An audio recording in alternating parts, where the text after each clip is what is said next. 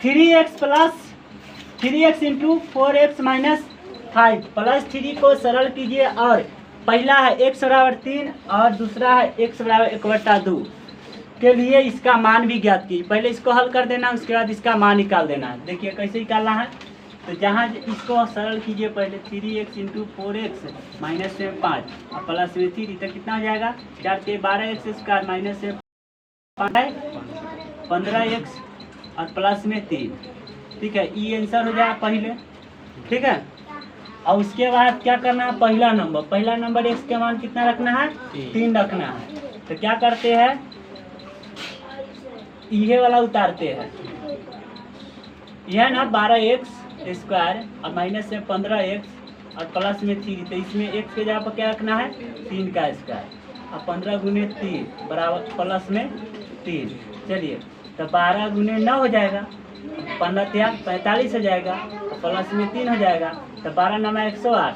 ठीक है, माइनस से 45 और प्लस में 3। तो 111 में से 45 को घटा दीजिए 6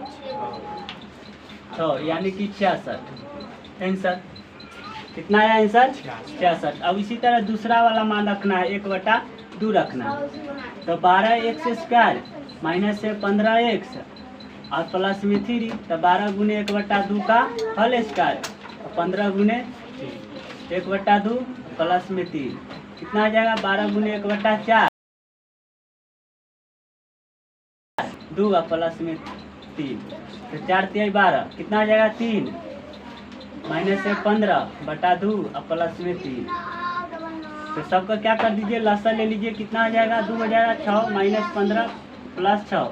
तो 12 माइनस कितना 15/2 यानी कि माइनस में 3/2 आंसर। ठीक है, यही करना है। क्या करना है, इसका भी सरल करना है पहले। तो a³ प्लस में a² प्लस में a और प्लस में 5 आंसर।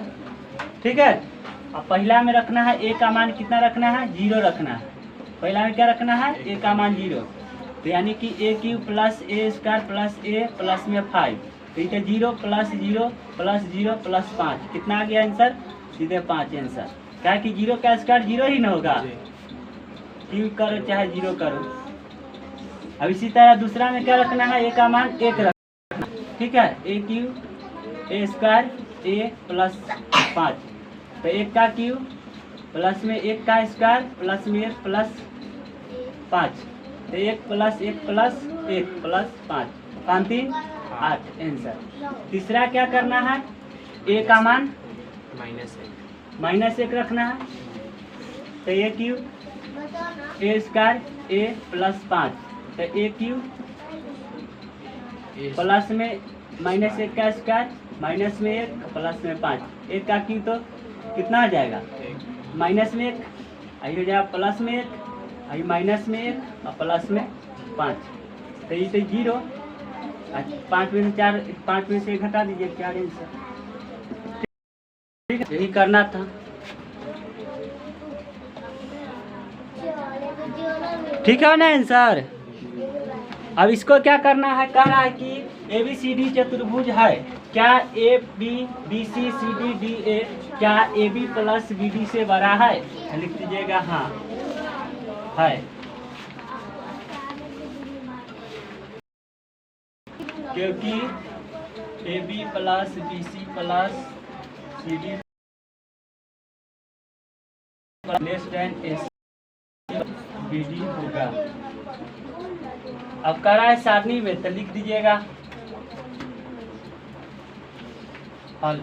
क्या लिखिएगा क्या एक सारणी में सबसे बड़ी संख्या वाला कोष्ठ हमेशा महाकोष्ठ होगा, छोटी संख्या वाला कोष्ठ महाकोष्ठ होगा। तो होगा ही, क्या होगा होगा